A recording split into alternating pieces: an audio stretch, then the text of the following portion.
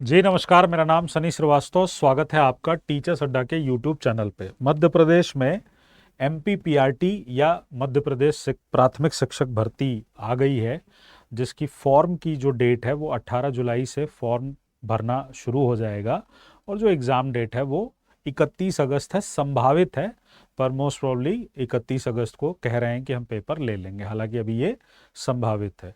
तो अब तीन बड़े सवाल: कौन कौन आवेदन कर सकता है, क्या उसकी अर्हता शर्त हो सकती है, और पेपर का पैटर्न क्या होगा, पेपर जब होगा तो उस पेपर का पैटर्न क्या होगा। तीनों पे हम जल्दी जल्दी चर्चा कर लेते हैं। देखिए, सबसे ज़रूरी और सबसे पहली बात, ये जो भर्ती है इसमें टोटल जो पोस्ट हैं वो लगभग 10,000 के आसपास हैं। उसमें बैकलॉग के भी हैं, और इसमें अभी जो जनजातीय मंत्रालय वाला होता है वो इसमें अभी नहीं आया है।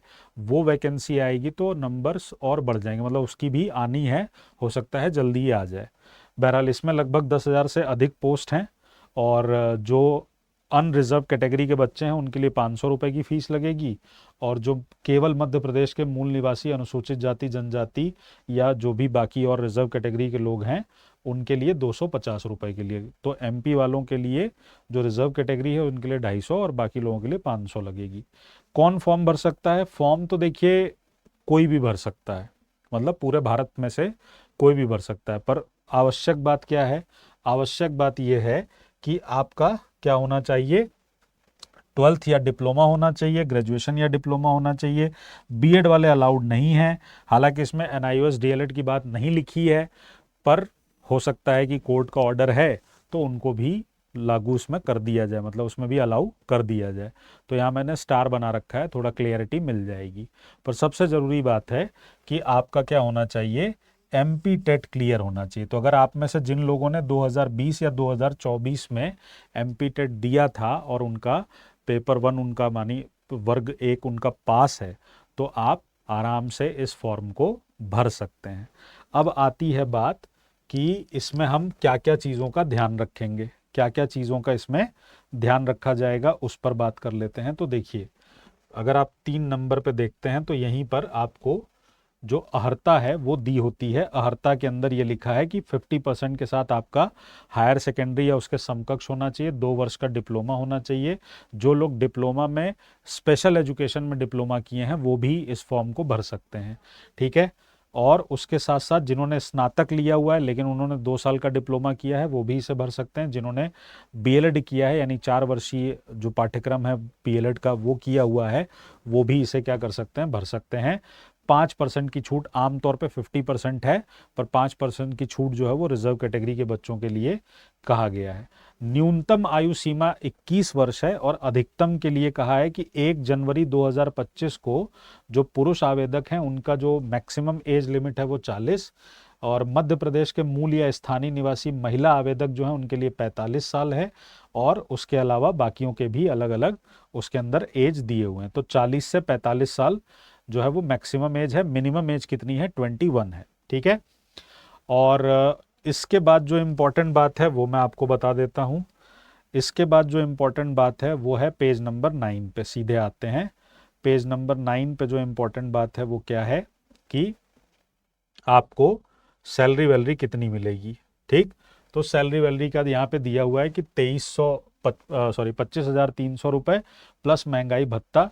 और आपका शिक्षक चयन परीक्षा में आपको अहर होने के लिए, यानी एलिजिबल होने के लिए कितना न्यूनतम अंक चाहिए?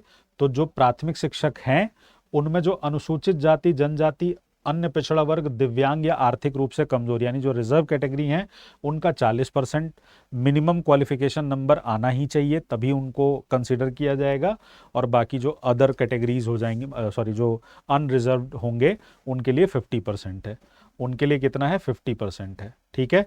अगली जो इंपॉर्टेंट बात है जिसमें आपको ध्यान रखना है वो है जहां पर ये लिखा है कि कौन कौन से लोग ये भर सकते हैं। तो मैंने आपको बता ही दिया कि आप पूरे भारत से कोई भी भर सकता है। टोटल जो रिक्तियां हैं वो हैं 10,150। पर इस फॉर्म को भर कौन सकता है? इस फॉर्म को वही भर सकता है जिसने एमपी टेट क्लियर किया होगा, जिसने एमपी टेट क्लियर किया होगा, ठीक है।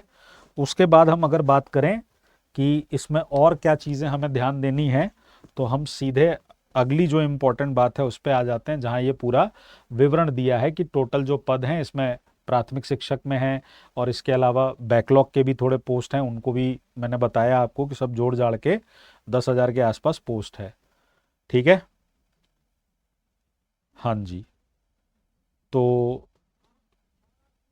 अब आ जाइए सीधे पेज नंबर 36 पे, पेज नंबर 36 पे, क्योंकि वहाँ पर आपको पता चल जाएगा कि पेपर का पैटर्न क्या है, पेपर का पैटर्न क्या है।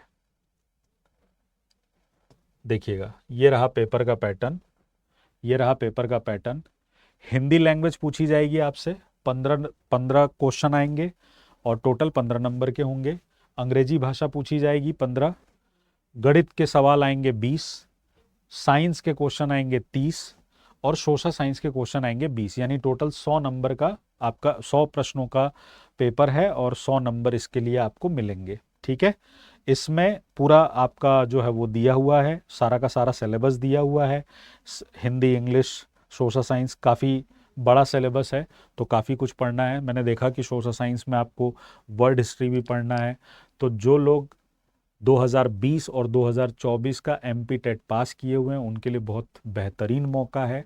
आप इस वैकेंसी को अच्छे तरह से तैयारी करके आप अपनी नौकरी पक्की कर सकते हैं। और अभी इसमें और वैकेंसीज आ जाएंगी, जो ट्राइबल वेलफेयर की आएंगी वो तो अभी इसके अंदर ऐड होंगी।